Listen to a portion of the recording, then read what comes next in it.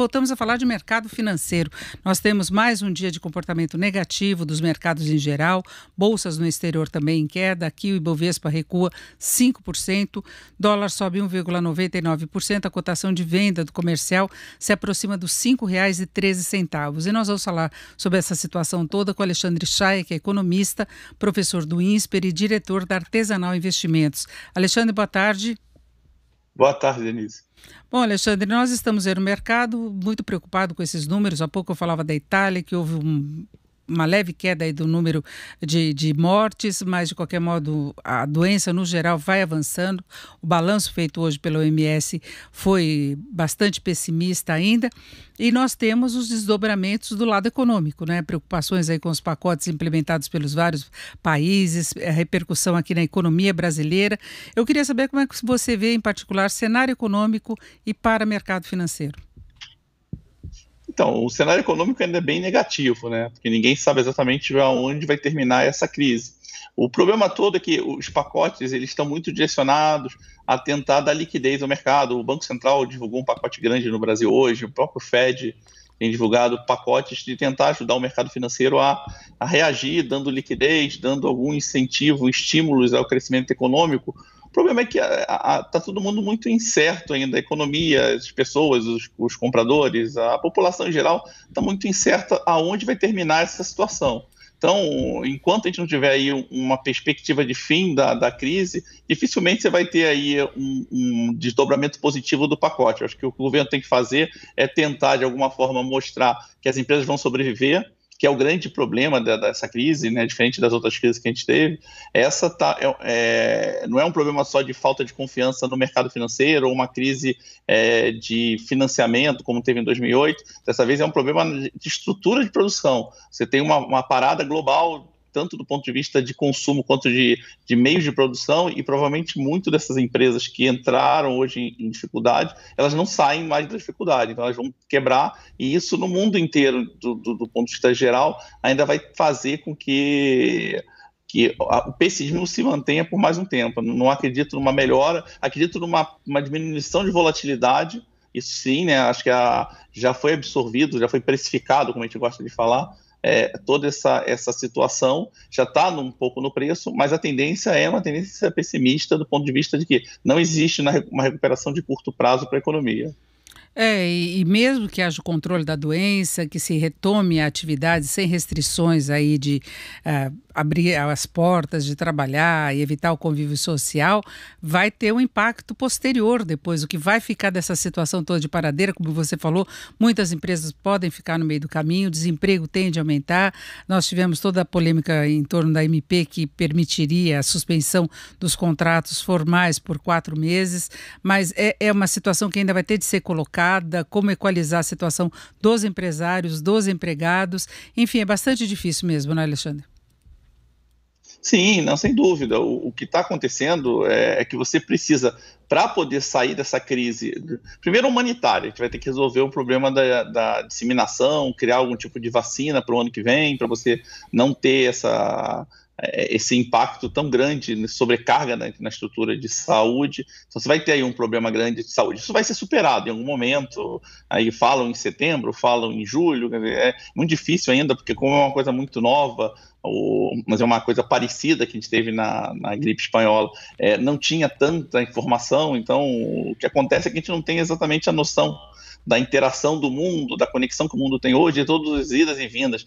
A própria China é um caso interessante, ela tinha conseguido resolver o problema dela, ela começou a ter agora importação de casos que de alguma forma vão começar a gerar outra vez essa segunda onda de crescimento.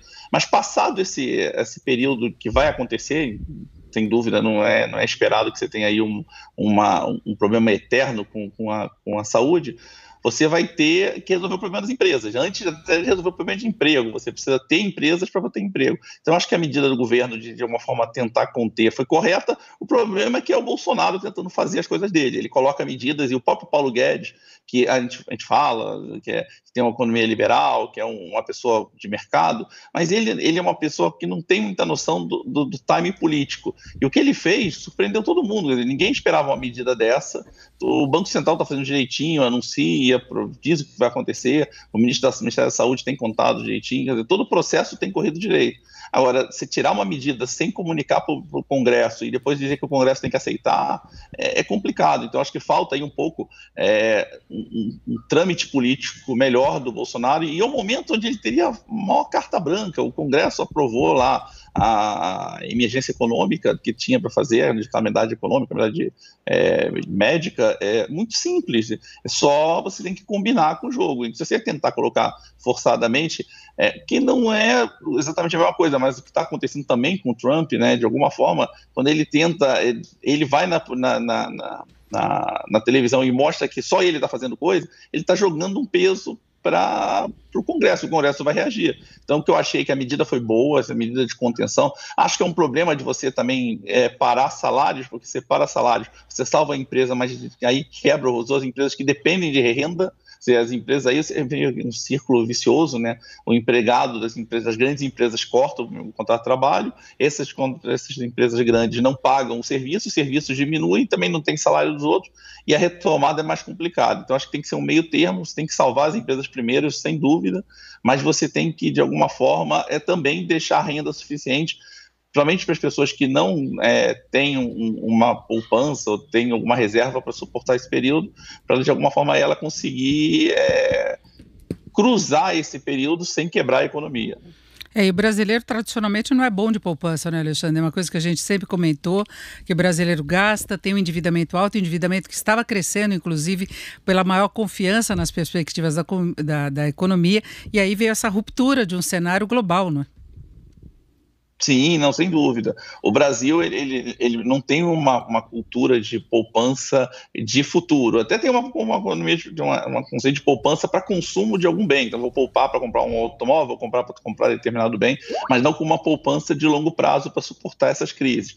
Mas também, se você pensar, os Estados Unidos também não é um país que tem uma poupança grande e ele também consegue sobreviver. Eu acho que aí é um problema muito mais de você criar mecanismos para que as pessoas continuem recebendo. Acho que uma diferença que a gente tem em relação aos Estados Unidos é o grau de informalidade. Como tem muita informalidade, você acaba não tendo um controle de como eu posso ajudar diretamente aquelas pessoas. Nos Estados Unidos também é um país muito endividado, é um país que tem até poupança bastante, mas mais de longo prazo, mas as famílias já estão bem endividadas lá, mas de alguma forma você tem uma formalização melhor do trabalho. Acho que o problema do Brasil é o grau de formalidade que tem, e aí como é que o governo consegue, nesse ponto, ajudar esses microempresários a sobreviver, né? Nem de crescer, de sobreviver nesse período, que é o grande X da questão hoje, e eu acho que o governo está perdendo a batalha porque ele continua ainda desmerecendo e colocando medidas unilateralmente.